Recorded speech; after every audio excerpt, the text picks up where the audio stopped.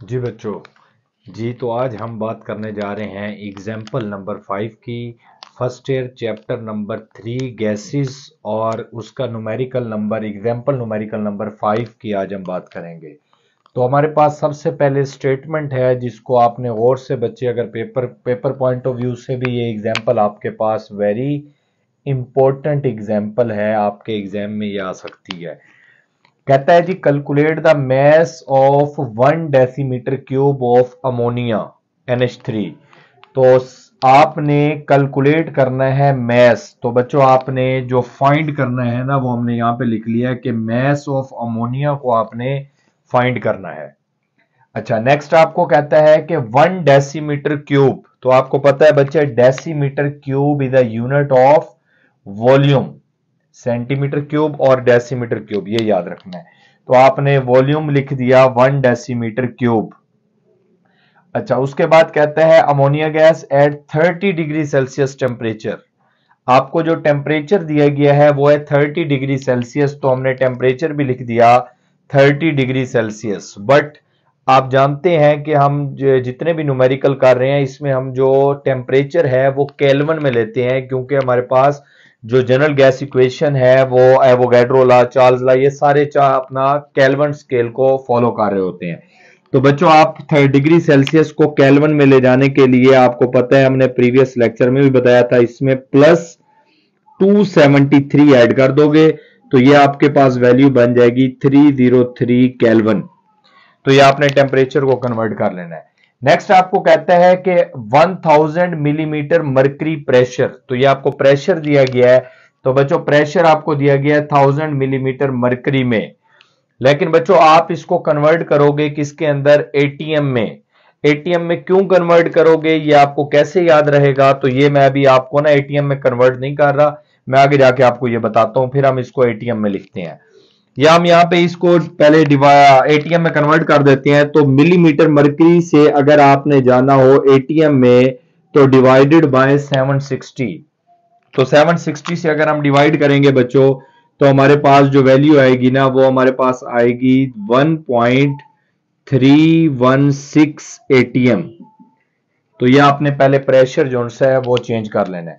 उसके बाद आपके पास मोलर मैस, क्योंकि हमारे फार्मूले में यूज होना है, तो molar mass of nitrogen, nitrogen का 14 होता है, हाइड्रोजन का 1 होता है, तो 3 हाइड्रोजन है तो इनका सम करें तो हमारे पास 17 और ये यूनिट होता है मोलर मैस का ग्राम पर मोल।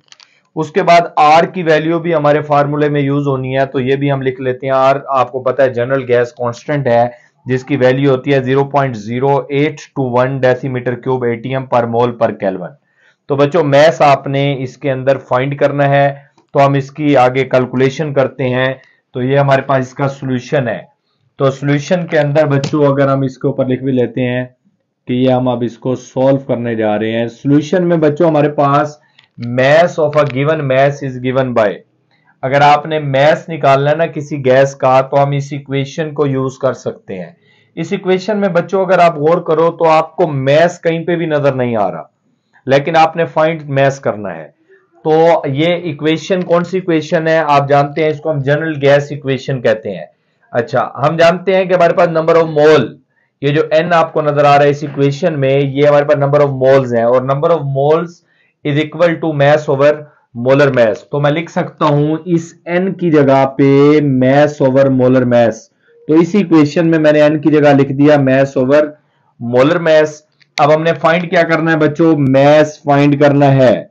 मोलर मैस बच्चों हमारे पास हमने खुद कल निकालना है, जो आपको आता है निकालने अमोनिया का वो हमने निकाला हुआ है। अच्छा, आर की वैल्यू जनरल गैस कांस्टेंट है। अब यहां पे आप गौर करें कि जनरल गैस कांस्टेंट की यहां पे वैल्यू जो यूज हो रही है उसमें प्रेशर का यूनिट कौन सा है? तो आपको नजर आ रहा होगा यहां पे कि एटीएम यूनिट दिया हुआ है प्रेशर का। तो यही वजह है कि हम इस न्यूमेरिकल में प्रेशर को मिलीमीटर मर्करी में लेने की बजाय एटीएम में कन्वर्ट करते हैं, क्योंकि यहां पे आर की वैल्यू यूज होनी है और आर में प्रेशर का यूनिट है एटीएम। तो हम यूनिट सेम करने के लिए, सेम रखने के लिए हम क्या करते हैं, जो हमारे पास एटीएम है बच्चों हम उसको जो सा है यहाँ पे एटीएम में वैल्यू होने की वजह से इस वैल्यू को भी एटीएम में कन्वर्ट कर देते हैं। उसके बाद बच्चों हम इसके अंदर इसकी वैल्यूज पुट करते हैं, तो हमारे पास प्रेशर कितना दिया हुआ है 1.316 एटीएम। उसके बाद हमें वॉल्यूम दिया हुआ है 1 डेसीमीटर क्यूब, वो पुट कर दिया। मोलर मैस आपको 17 ग्राम पर मोल दिया हुआ है, वो आपने ऐड कर दिया इसके अंदर। उसके बाद आर की वैल्यू बच्चों आपको पता है 0.0821। उसके बाद आपके पास यूनिट आ गया और इसके बाद आपके पास ये वैल्यूज आ गई। अगर आप और करो तो इसके यूनिट पे, तो बच्चों एटीएम से एटीएम हो गया कैंसल आउट, ये एटीएम से एटीएम कैंसल आउट हो गया। उसके बाद डेसीमीटर क्यूब से डेसीमीटर क्यूब कैंसिल हो गया, और ये पर केल्विन से केल्विन कैंसिल हो गया।